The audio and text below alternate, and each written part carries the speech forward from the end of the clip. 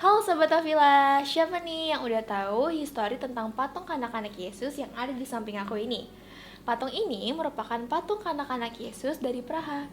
Yap, sering juga patung ini disebut dengan patung Yesus Praha.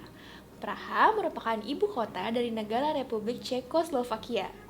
Yang sudah tahu dan ingin lebih tahu lagi juga sahabat Avila yang belum tahu, yuk simak video ini untuk sejarah mengenai patung kanak-kanak Yesus.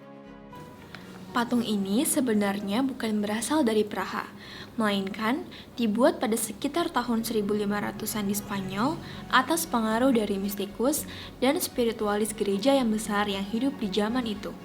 Dan tidak lain dan tidak bukan adalah Santa Teresia Avila. Santa Teresia Avila menekankan devosi terhadap kanak-kanak Yesus yang melambangkan hubungan manusia yang kecil sebagai ciptaan dengan Tuhan yang maha besar sebagai sang penciptanya. Melalui kanak-kanak Yesus, Santa Teresia Avila ingin menekankan pentingnya kerendahan hati, ketulusan, dan kesederhanaan dari seorang Yesus kecil sampai akhirnya Yesus menjadi raja dari segala raja. Nah, melalui Santa Teresia Avila, devosi terhadap kanak-kanak Yesus mulai berkembang dan meluas.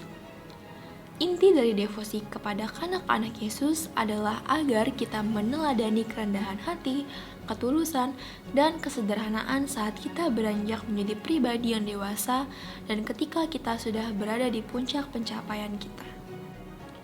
Pada tahun 1556, patung kanak-kanak Yesus dibawa ke Praha dan kemudian diserahkan ke biara Karmelit sekitar tahun 1600-an.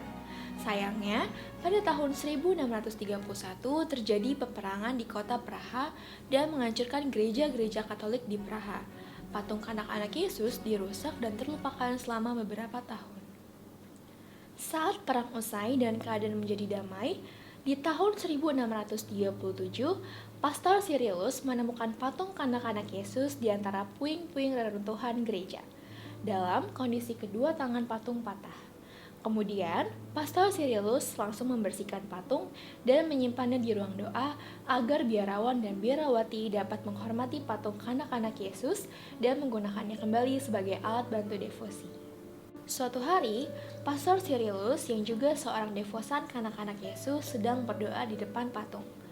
Tiba-tiba, patung kanak-kanak Yesus berbicara dan berpesan, "Kasihanilah aku, dan aku akan mengasihani kalian. Berilah aku tangan, dan aku akan memberi kalian damai. Semakin kalian menghormatiku, semakin aku memberkati kalian. Tempatkanlah aku dekat pintu masuk sakristi, maka kalian akan mendapatkan bantuan." Pastor Cyrillus terkejut dan langsung melaksanakan pesan dari kanak-kanak Yesus. Setelah patung kanak-kanak Yesus berhasil diperbaiki, banyak mukjizat yang terjadi dan sejak saat itu, banyak umat Katolik datang ke kota Praha untuk berdoa dan menghormati patung kanak-kanak Yesus. Patung ini diletakkan di gereja Santa Perawan Maria Pemenang. Dari saat itulah, patung ini mulai dikenal sebagai patung kanak-kanak Yesus dari Praha. Berbagai karunia kesembuhan, baik kesembuhan jiwa, fisik, ketenangan pikiran, dan doa-doa banyak yang terjawab. Hal ini sesuai dengan yang tertulis di sebuah buku tua yang diterbitkan oleh Kem. Tertulis kata-kata berikut, "Semua orang yang mendekati patung ajaib itu dan berdoa dengan penuh keyakinan akan menerima pertolongan dalam bahaya, kelegaan dalam penderitaan, bantuan dalam kemiskinan, penghiburan dalam kecemasan, terang dalam kegelapan rohani, aliran rahmat dalam kegersangan jiwa, kesembuhan di kala sakit dan harapan di kala putus asa." Pada tahun 1655, Uskup Agung Praha meresmikan doa devosi kepada kanak-kanak Yesus dan secara resmi dikenal sebagai devosi kanak-kanak Yesus Praha. Sahabat Avila dapat juga loh mulai berdoa novena kanak-kanak Yesus yang dilakukan selama 9 hari berturut-turut dan doanya seperti ini.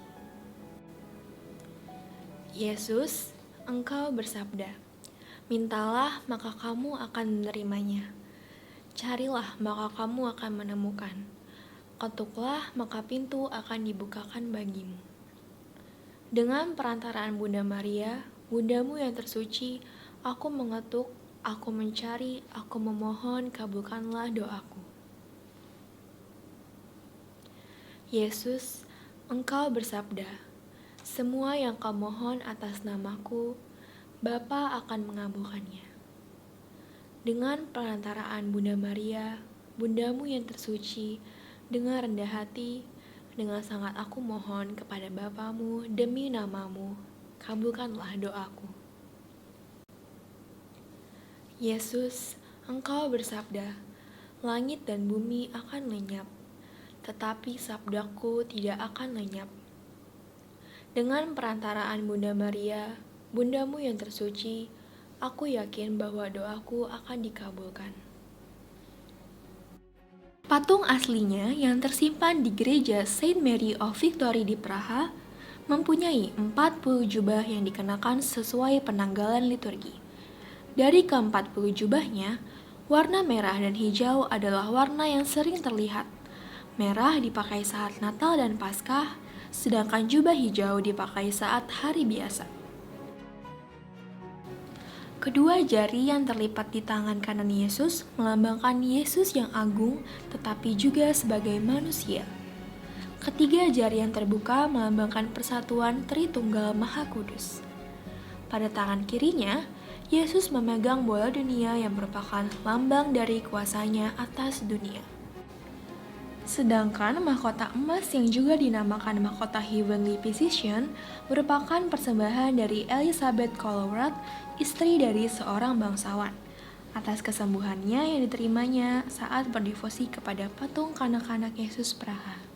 Replika patung kanak-kanak Yesus Praha ini memiliki tinggi 37 cm dan terbuat dari bahan resin. Detail wajah dan motif yang ada di jubah kanak-kanak Yesus mengikuti dari patung kanak-kanak Yesus aslinya. Untuk info lebih lengkap mengenai patung dan kaplet kanak-kanak Yesus Praha, silakan klik link yang ada di kolom deskripsi ya. Sampai jumpa di video berikutnya. Tuhan memberkati.